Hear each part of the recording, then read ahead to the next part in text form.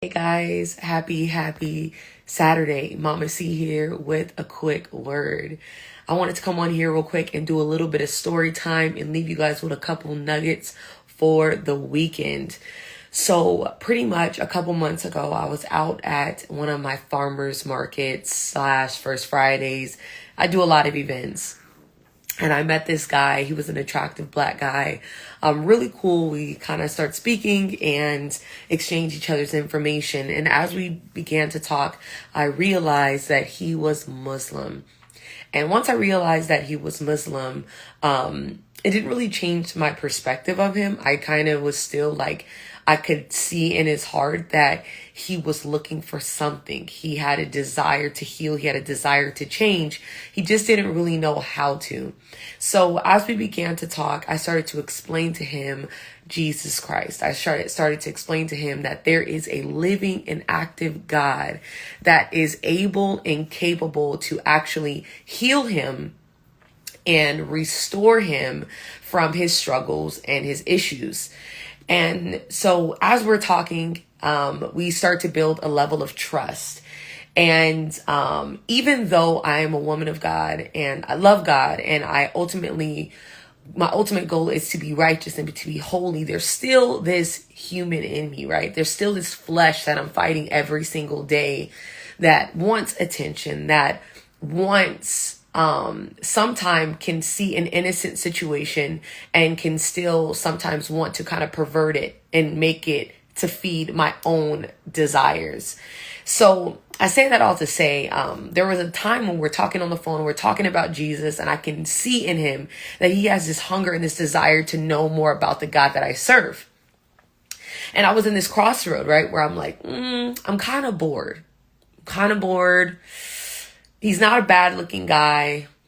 I could get some attention right now and flirt because I know that I'm an attractive person, right? But in that moment, I had to really think about the overall mission. And the overall mission is to win people to Christ. It's that there are people who are sent specifically to us and they're looking at our fruit and they're looking at our lives and they're like, wow, I see a light in this woman. Wow, I see a light in this man. And they want to know what that light is.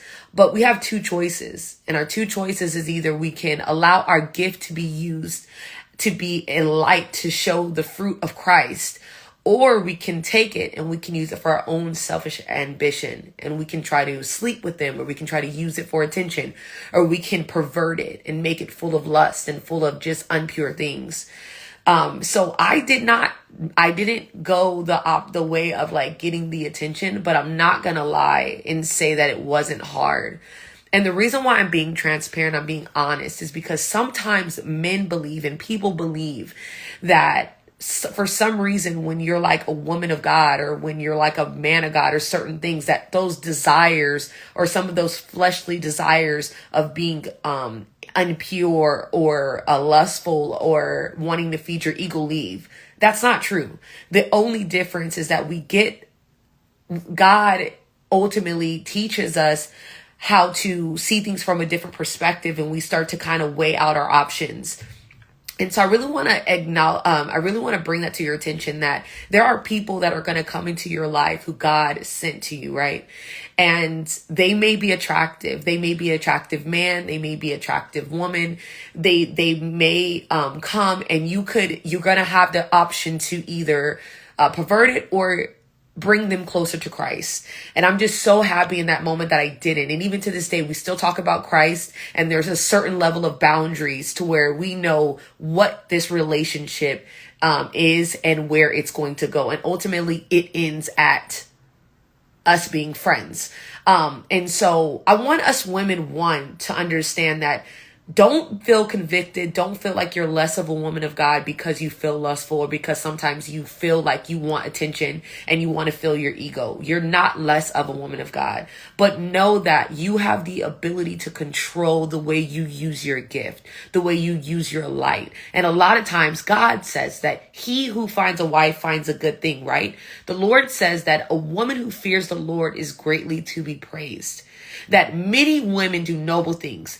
That there's a lot of women who are beautiful. They have beautiful bodies, that they have all these things. But that woman who fears the Lord is like a gem. It's like a diamond in the rough. Who can find her? So there's a light that you carry that people are going to see, that men are going to see, that women are going to see, and they're going to come to you. And you're going to have to choose what you're going to do with that light. Either you're going to draw them closer to Christ. You're going to let them know that it's only by the grace of God that I am here, that you even see this light within me. Or you're going to choose to feed your ego. You're going to choose to get that quick attention. But that quick attention could cost them and really cost them their ultimate relationship with Christ. It could distract them from what really matters. And it could also cost them their salvation. So today I just want to encourage us all, me included, to stay focused on the mission. The ultimate mission is bringing people closer to Christ. Our flesh will fade away.